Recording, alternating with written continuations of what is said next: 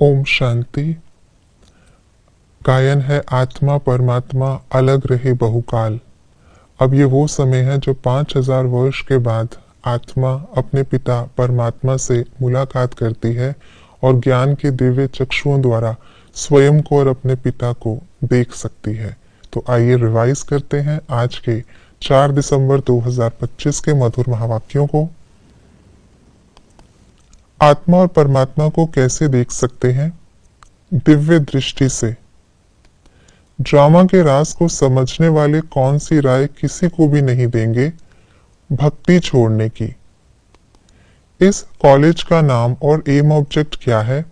नाम है God fatherly world university. Aim object है मनुष्य से देवता बनना।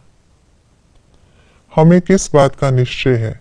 हम मनुष्य से देवता, नर से नारायण बनते हैं। यह कौन सी कथा है? सच्ची सच्ची सत्य नर से नारायण बनने की कथा। इस पढ़ाई को और क्या कहते हैं और क्यों?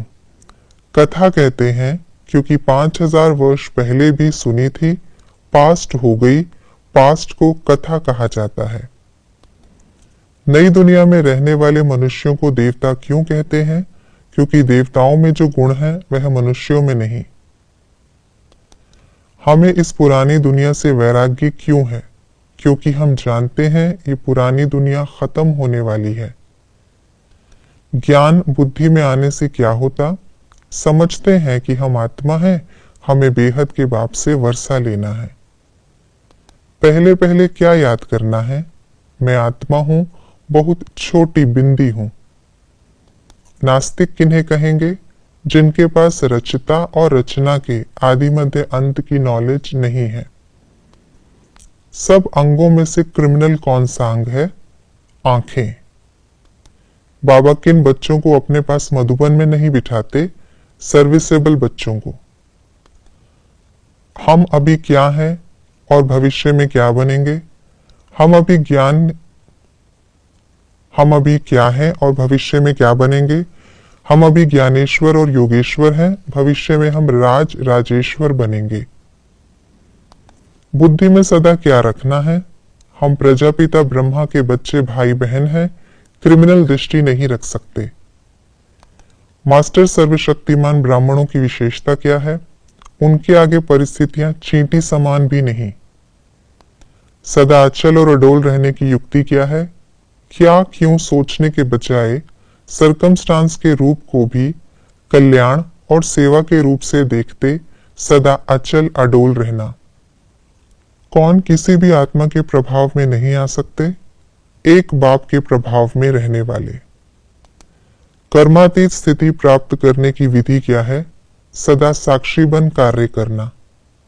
साक्षी अर्थात सदा न्यारी प्यारी स्थिति में स्थित रहे, कर्म करने वाली, अलौकिक अनुभूति करने वाली, अलौकिक श्रेष्ठ जीवन वाली आत्मा हूं, इस नशे में रहना।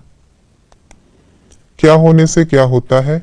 नास्तिक बनने से दुखी बन जाते, वाम मार्ग में जाने से अपवित्र बनते, याद करने से पावन बनते, अंतमति सो गति होती, परिस्थितियों के चिंतन में चले जाने से मुश्किल का अनुभव होता, बेहद के बाप की पहचान होने से हद की बातें स्वतः खत्म हो जाती, बाबा शब्द की स्मृति से कारण को निवारण में परिवर्तन कर सदा अचल अडोल बनते।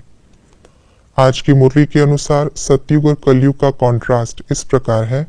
सारे विश्व के मालिक कंगाल, एक मत अनेक मते, देवताएं मनुष्य, ब्रह्मा का दिन ब्रह्मा की रात, सिविल आई क्रिमिनल आई, पवित्र गृहस्थ धर्म अपवित्र गृहस्थ धर्म, पावन नई दुनिया पतित पुरानी दुनिया।